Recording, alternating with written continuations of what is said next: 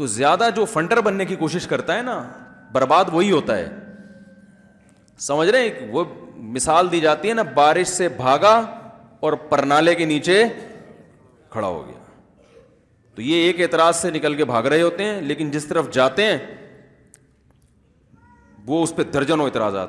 تو وہ ایک صاحب نے مجھ سے سوال پوچھا یہ باندیوں کے بارے میں, پہلے بھی جواب دے چکا ہوں, لیکن کیونکہ یہ ٹاپک کمپلیٹ ہو جائے گا تو انہوں نے کہا یہ اسلام نے باندیا بنانے کا جو حکم دیا اور ان سے ریلیشن بھی جائز ہے, یہ کیا ہے غلام باندیا؟ میں نے کہا مجھے ایک بات بتاؤ, جنگ میں جب قید ہو کر آئے ہیں غیر مسلم, کسی کو جب بھی کوئی سجیشن دیا کریں نا تو اس کا آلٹرنیٹ پیش کیا کریں پہلے, کہ ہونا یہ چاہیے تھا مگر کیا یہ, ہونا یہ چاہیے تھا. ابھی ایک صاحب کہنے لگے گورنمنٹ نے جو اتنا ٹیکس لگایا ہوا ہے گاڑیوں پہ, 2 لاکھ کی گاڑی ہے 10 لاکھ کی بک رہی ہے, تو یہ کیا ہے؟ میں نے کہا بھائی میں گورنمنٹ میں بھی نہیں ہوں نہ مجھے کوئی ٹیکس کا, لیکن ایک اشکال ہوتا ہے کہ اگر یہ ٹیکس ختم ہو جائے اور وہ 10 لاکھ کی گاڑی 2 لاکھ پہ آئے تو روڈ پہ پاؤں رکھنے کی جگہ کیا ہوگی؟ اتنی گاڑیاں آ جائے گی, رکشے والے بھی رکشے بیچ کے لینڈ کروزر خریدیں گے, پھر رکشہ لینڈ کروزر میں آ جائے گا. حقیقت ہے, ہم رکشے میں آ رہے ہیں, وہ 6 آدمیوں کی جگہ 1 آدمی آ رہا ہوگا اور وہ گاڑی 6 آدمیوں کی جگہ. میں نے کہا ممکن ہے اس لیے لگایا, مجھے پتہ نہیں ہے وجہ کیا ہے, لیکن کوئی بھی سجیشن دینے سے پہلے تھوڑا سا انسان اس کا, بھائی گورنمنٹ کو چاہیے کہ ٹیکس نہ لگائے, ہاں یہ کر دے کہ اس سے گاڑیوں کا رش بھی کم ہو جائے گا, تو وہ کوئی ایسا حل تلاش کر کے لائیں, اور حل تلاش کرنے کے بعد پھر اس پہ اٹھنے والے اشکالات کے جوابات بھی ہوں, پھر آپ بات کریں. تو میں بھی کہوں گا بھائی ماشاءاللہ. ویسے تو میں بھی یہ بات کہتے رہتا ہوں یار 2 لاکھ کی گاڑی ہے 20 لاکھ کی, لیکن اس دفعہ میں نے بھی کبھی سوچا نہیں تھا کہ کبھی جو ہے نا کہ اگر یہ 2 لاکھ کی ہو گئی تو روڈوں پہ تو ہمارے یہاں تو لوگ انڈا لینے بھی جائیں گے نا, گاڑی میں بیٹھ کے جائیں گے.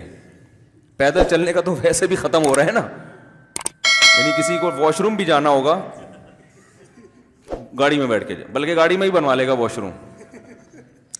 تو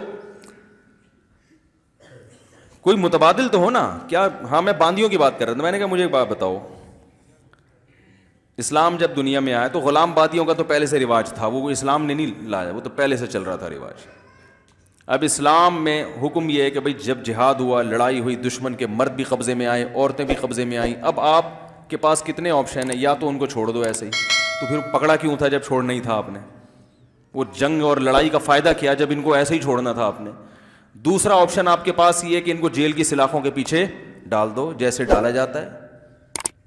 اور آپ صدیوں تک جیلوں کے حالات ذرا یوٹیوب پہ سرچ کر کے دیکھ لیں, جاپان کے جیلوں میں کیا ظلم ہوتا تھا, یورپ کے جیلوں میں کیا ہوتا تھا قیدیوں کے ساتھ, کیونکہ وہ آپ کے کچھ لگتے تھوڑی ہیں جو آپ ان کو کھلاؤ گے خربوزے صبح شام.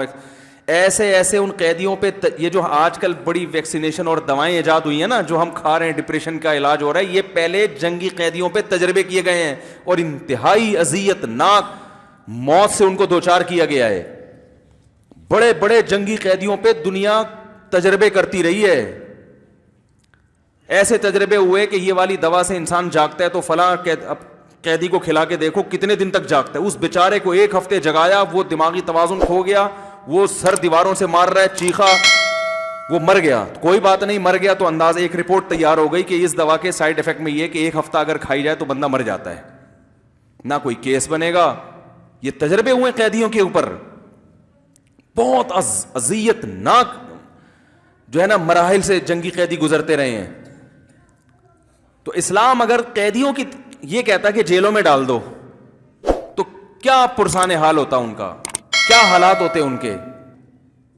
تو اسلام نے کہا درمیانی راستہ دیا کہ بھائی نہ قتل کرو ان کو, یا ایک راستہ یہ ہوتا کہ سب کو اڑا دو جان سے. تو قتل کرنے کا کیا فائدہ جب ایک قوم آپ کے قبضے میں آ گئی ہے, اس کا شر ختم ہو گیا, وہ لڑنے کے قابل نہیں رہی ہے. بھائی لڑائی اس لیے تھی نا کہ ان کا شر ختم ہو جائے, شر ختم ہو گیا تو درمیانی, اور یا یہ کہ ان کو آزاد چھوڑ دو. تو آزاد جب ان کو چھوڑیں گے اس طریقے سے تو مغلوب قوم کو انسان کبھی بھی فطری طور پر اپنے جیسا مقام دینے کے لیے تیار نہیں ہوتا, نہ ان عورتوں کو دے گا نہ ان مردوں کو دے گا. تو درمیان کا راستہ کہ ان کا بھی فائدہ ہے اور جو مجاہدین ہیں ان کا بھی فائدہ, کہ مجاہدین میں بانٹ دیے جائے. بھئی یہ تم لے لو, یہ تم لے لو, اب یہ تمہارا غلام ہے, اس کا سارا خرچہ تمہارے اوپر اور اس کے ذمہ تمہاری خدمت. یہ کانسیپٹ ہے غلام کا. یہ بہترین حل تھا جنگی قیدیوں کا اس زمانے میں.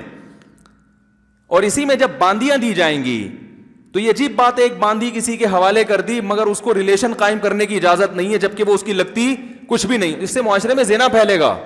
تو اس کو حق دے دیا کہ بھائی جو زوجہ کے ساتھ ریلیشن ہے وہ اس کے ساتھ کر سکتے ہو, لیکن اس کا ساری زندگی نان نفقہ تمہارے ذمے, اس سے جو اولاد ہوئی وہ تم اس کے باپ ہوگے, اور اس کو کوئی دوسرا آدمی ہاتھ, یہ پبلک پراپرٹی نہیں ہے.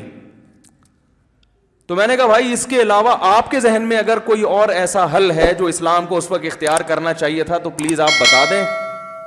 تو ہم پھر یہ کہیں گے کہ یار اسلام کی توجہ اس طرف کیوں نہیں گئی تو اس کا مطلب یہ خدائی مذہب نہیں ہے, کوئی حل نہیں ہے کسی کے پاس. اور پھر اسلام نے ان قیدیوں کے ساتھ حسن سلوک کا جو حکم دیا, بات بات پہ غلام آزاد کرنے کا حکم دیا, کیونکہ جب ایک غلام آپ کا غلام بن گیا, اب آپ اپنی مرضی سے اب اس کو آزاد کریں گے تو وہ ریاست کا باغی نہیں بنے گا, کیونکہ ریاست نے اس پر احسان کیا ہے, مولا نے اس پر احسان کیا ہے. جس باندی کی اولاد ہو جائے اس کو بیچا نہیں جا سکتا, کیونکہ اب وہ مولا کے مرنے کے بعد آزاد ہی ہوگی. قسم کھا کے آپ نے توڑ دی, کفارہ کیا ہے, غلام آزاد کرو. آپ سے ناحق کسی انسان کا قتل ہو گیا, کفارہ کیا ہے, غلام آزاد کرو. زوجہ سے زہار کر لیا, کفارہ کیا ہے, غلام آزاد کرو. تو بہت سارے مسلمانوں سے جو کوئی غلطیاں ہوں گی نا, تو ان غلطیوں کی تلافی میں کیا کر دیا, غلام آزاد. اس طرح سے غلاموں کی آزادی شروع. تو اب یہ تو بتا رہے ہیں کہ اسلام میں غلاموں کا نظام ہے, یہ نہیں بتا رہے کہ غلامی تو ساری دنیا میں تھی اس وقت. اسلام میں غلاموں کے ساتھ جو سلوک تھا وہ دوسرے قوموں سے 1000 گنا بہتر. نمبر 2, اسلام کے پاس اس وقت غلامی کے علاوہ جنگی قیدیوں کا کوئی آلٹرنیٹ تھا ہی نہیں. تیسری بات یہ کہ اسلام نے غلامی کو نہیں, غلامی کے آزاد کرنے کو پروموٹ کیا ہے. غلامی کے آزاد کرنے کا جو سسٹم اسلام نے بنایا تھا اس وقت پوری دنیا میں کہیں بھی نہیں تھا وہ. تو یہ سارے اشکالات کھا جائیں گے ٹھیک ہے نا, بس وہ ایک لے کے بیٹھے رہتے ہیں. خیر,